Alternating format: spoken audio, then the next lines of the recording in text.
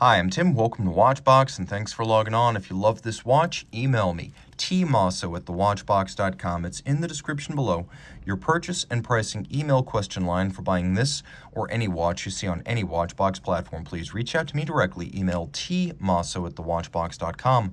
Launched in 2016, this is the third generation Vacheron Constantin Overseas self-winding. So the Generation 3 Overseas, and by far the most opulent, this was the first version of the Overseas that truly pulled even and surpassed the best from Audemars Piguet and Patek Philippe. This is the most value-laden full bracelet, integrated bracelet, stainless steel sports watch.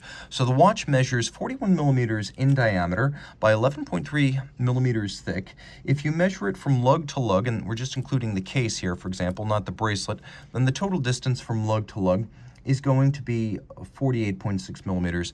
But if we put the bracelet back on, there's a little bit of stiffness built in. So the bracelet will fight you a little, and you can see it extends out beyond the lugs. So the total distance across the wrist is going to be 52.8 millimeters. Now this is by far the most wearable standard version of the Generation 3 Overseas. There's an ultra thin and white gold made in about 100 examples that's floating around out there, but that's a rare watch to encounter. This timepiece really is the meat of the market for Vacheron, whereas in the past, the defining watch in the Overseas collection was always the chronograph. In Generation 3, it's this model, which goes toe-to-toe with the best 15500s from AP and the 5711 from Patek Philippe.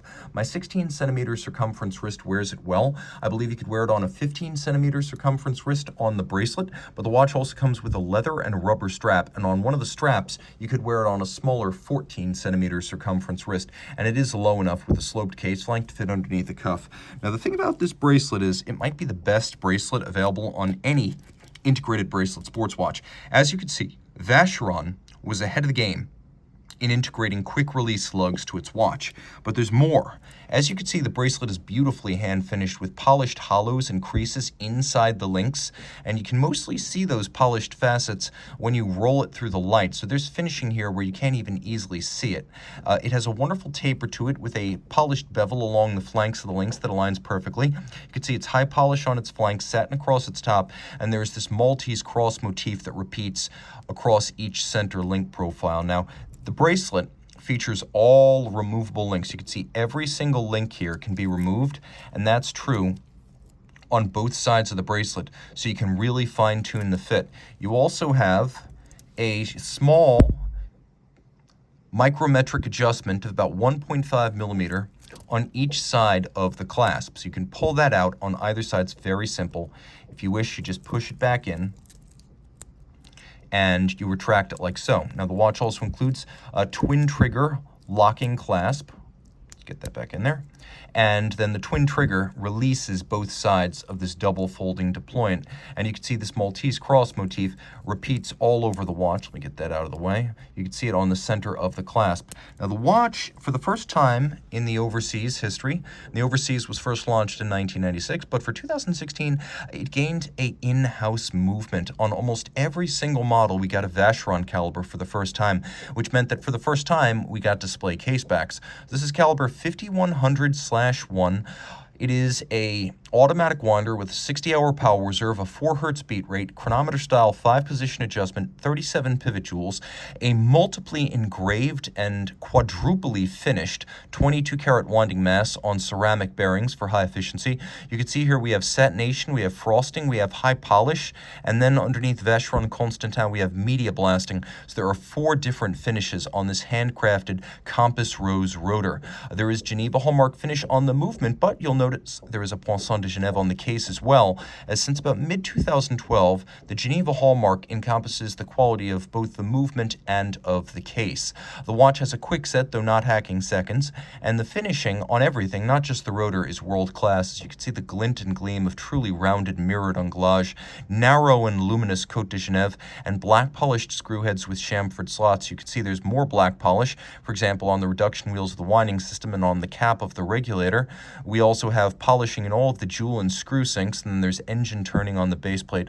Altogether, it is a very, very attractive watch. There's a paramagnetic ring of soft iron that sits around the movement, so it's still 25,000 ampere per meter anti-magnetic. Remember, the ISO definition of an anti-magnetic watch is 4,800 ampere per meter, so this is 25,000.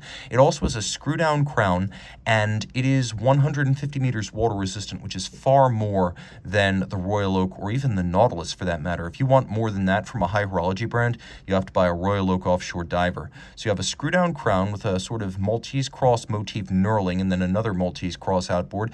You can see that the case flank has a little bit of an inverse conical profile. It's thinner at its base than at its edge. It's all of high polish. There's an expanding polished bevel along the lug shoulders. There's satination across the lug hoods. The bezel has a polished and satinated plinth underneath it, and then the bezel itself is this polished Maltese cross motif that runs circumferentially around a satin silver center dial. We have a Rayhot, or a chapter ring, that acts as your reference for seconds and minutes. Then we have black and white gold hands and hour indices, and a silver sunburst dial. There's several different dials. This is probably the easiest one to read because of the contrast between the blackened parts as well as the silver base. Now the watch is quite well loomed. It is a sports watch, make no mistake, so you can see it easily at night.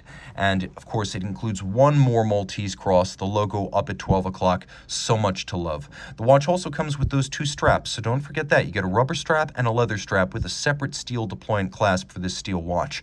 Reach out to Team Mosso at thewatchbox.com for purchase and pricing details.